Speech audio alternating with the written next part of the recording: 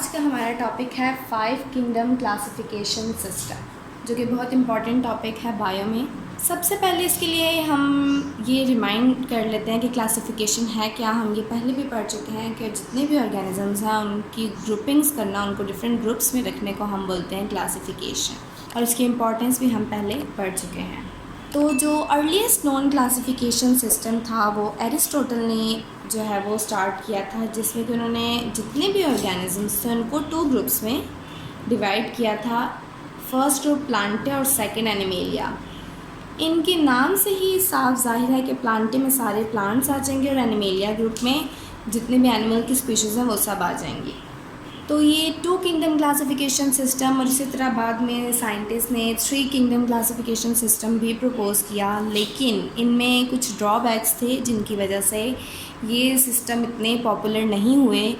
वो ड्रॉबैक्स ये थे कि जो ऑर्गेनिजम्स थे वो उनको प्रॉपर उनकी ग्रुपिंग नहीं हुई थी, उनकी सिमिलैरिटीज़ और डिफरेंसेस की बेस पे जो है वो काफ़ी ज़्यादा एरर आ रहा था कि जो ऑर्गेनिजम्स थे उनको उन ग्रुप्स में सही से नहीं रखा जा सकता था।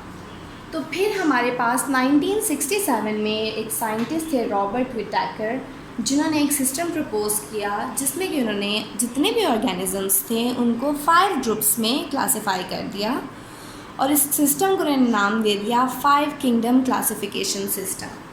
5 किंगडम यहाँ पे हम क्यों कह रहे हैं, क्योंकि बहुत बड़े बड़े ग्रुप्स थे 5 जिसमें कि ऑर्गेनिजम्स को क्लासिफाई किया गया था, इसलिए इसका नाम रखा गया 5 किंगडम क्लासिफिकेशन सिस्टम। और ये जो क्लासिफिकेशन सिस्टम था इसकी बेसिस क्या थी, इसकी बुनियाद किस चीज़ पर थी, तो ये 2 पॉइंट्स बहुत अहम हैं जो आप लोगों ने याद रखने हैं। सेपरेटली भी क्वेश्चन आ सकता है कि 5 किंगडम क्लासिफिकेशन सिस्टम की बेसिस क्या थी, तो किस बुनियाद पर रखा गया। सबसे पहली चीज़ जो देखी गई ऑर्गेनिजम्स की सेलुलर ऑर्गेनाइजेशन देखी गई थी।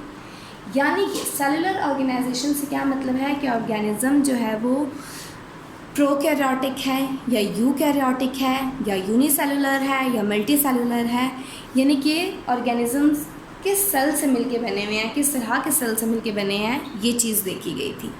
इसकी बेसिस पर ऑर्गेनिजम्स को उन्होंने 5 ग्रुप्स में क्लासिफाई किया था।